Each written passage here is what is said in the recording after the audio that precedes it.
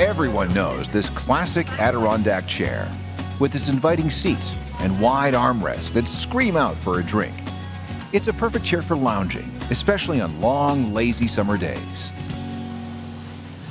Backtrack to 1903 in Upper New York State. Fed up with stiff, uncomfortable chairs, an American named Thomas Lee invented the first wooden Adirondack chair. But wooden chairs are high maintenance. Exposure to sun, rain, and snow rots the wood so that they need constant repairing, repainting, and restaining. In 1994, Jamie Bailey of Canadian Recycled Plastic Products in Stratford, Ontario, hit on a revolutionary idea. He started constructing Adirondack chairs out of lumber made from low-maintenance, recycled plastic products. You just don't have to paint it, stain it, or put any chemicals or anything to preserve it. As soon as I made the first chair, I said I'd never work with wood again. Jamie's improved lumber starts with recycled plastic products. Things like orange juice containers, shampoo bottles, and plastic bags will be shredded down to bite-sized pieces. Everything you see behind me would have ended up in the ocean or the landfill, but they're here to be made into chairs. The giant bales of plastic weigh 1,100 pounds. The wires are snipped and they're divided into hoppers.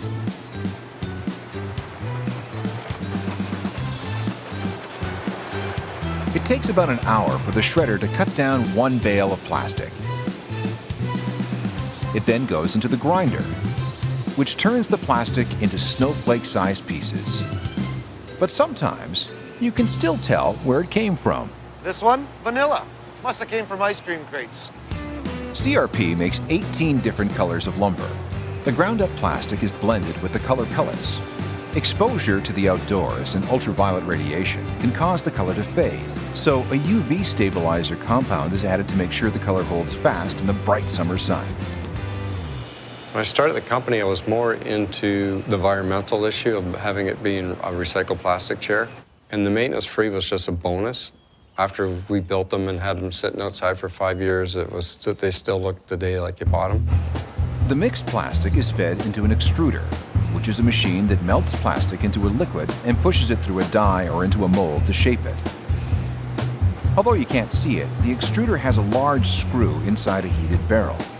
The plastic is melted at over 300 degrees Fahrenheit as the screw pushes the molten plastic through. The liquid is then squirted into molds, which shape the melted plastic into various sizes of lumber. After the plastic is set in the molds for about 10 minutes, it's removed by hand, piece by piece, and set aside to cool and harden for 24 hours.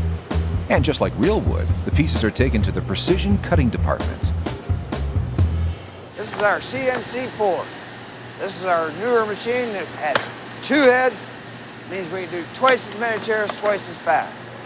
CNC stands for Computerized Numerical Control, and it's a specialized machine that perfectly cuts and routers each plastic board into one piece of the chair. Each cycle takes about 4 minutes. Without this machine, each piece would have to be cut and shaped by hand. When we originally started out, everything was made by hand. We had no CNCs, no robots. We didn't even have extruders. But with a public hungry for durable outdoor furniture, CR Plastics had to expand their automated assembly line to keep up with demand. In 2010, they bought robotic machinery. The chairs are assembled by robots, which drill, countersink, and set the screws for the seats and backs of each chair. There's over 30 pieces that go to making a full chair. Before they got the robots, they were only producing 3 chairs in 1 hour. Now, in the same amount of time, robots can screw together pieces for 20 chairs. The factory produces hundreds of chairs every day. The chairs are now in 5 pieces, which allows for convenient packing and easy assembly for the folks at home. And the less amount of time you have to work, the more time you'll have for fun on the weekend. Thanks to the latest technological advances in manufacturing, our weekends are that much more fun.